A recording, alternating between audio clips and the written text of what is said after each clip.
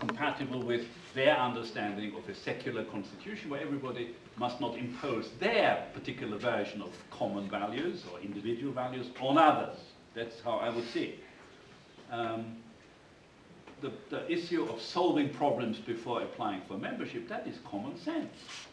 If in Bosnia-Herzegovina you have the Republika Srpska, who wants to, whatever it wants, it certainly doesn't want to be where it is, as part of that Bosnia-Herzegovina, and the other two entities, or maybe several, they don't even talk to one another properly.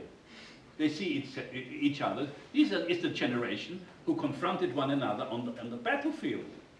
And now they're politicians, like Martin McGuinness is now minister in Dublin after the conflict's over. Now, if you cannot maintain or institutionalize a, let's say, I use a non-technical word, civilized political dialogue at home, how are you going to cooperate at the union level with others if your own instincts and past practice is still with you? It's impossible. And the union, if nothing else, is a forum in which compromise has to be worked at very hard. That means give and take. You win, you lose. So-called sovereign issues. Very many issues are not really of that nature. We're not talking about losing territory or extending your territory. We're talking about whether this or that health standard should be adopted. Should you be able to buy pills, drugs on the internet, or only through licensed apotheca, etc. These are the issues. And even there they disagree with one another because of domestic interest groups influencing lobbies, okay? When you talk about lobbies in the United States, everybody thinks this is a weird democracy where everybody can buy, provided you've got enough money, can buy influence. It's true, but it's also true in Brussels. I happen to know a gentleman who represents the German chemical industry, no less. That's a powerful backing.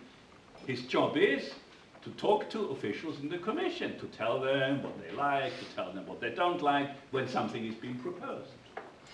Okay? So, but it's transparent. Everybody knows what he's doing. His interest is registered. And the idea is, I'm not saying it's optimal, but the idea is that you converse with others, you have to find alliances. Okay? The Danish and the Austrian minister may find common ground against the Brits and the Germans in a Council of Minister meeting, for instance. But if you're not in the habit of speaking to one another, because you see one another as opponents, hostile, enemy, how are you going to operate inside common institutions? Not easy to see. Or if you have this sort of clientelism, where the minister appoints nephews, uncles, aunties, grannies, okay? Where the civil service has a different tradition, let's put it that way. That is the reason, no doubt, that one is skeptical about that. To come back to Alexei's point. Alexei.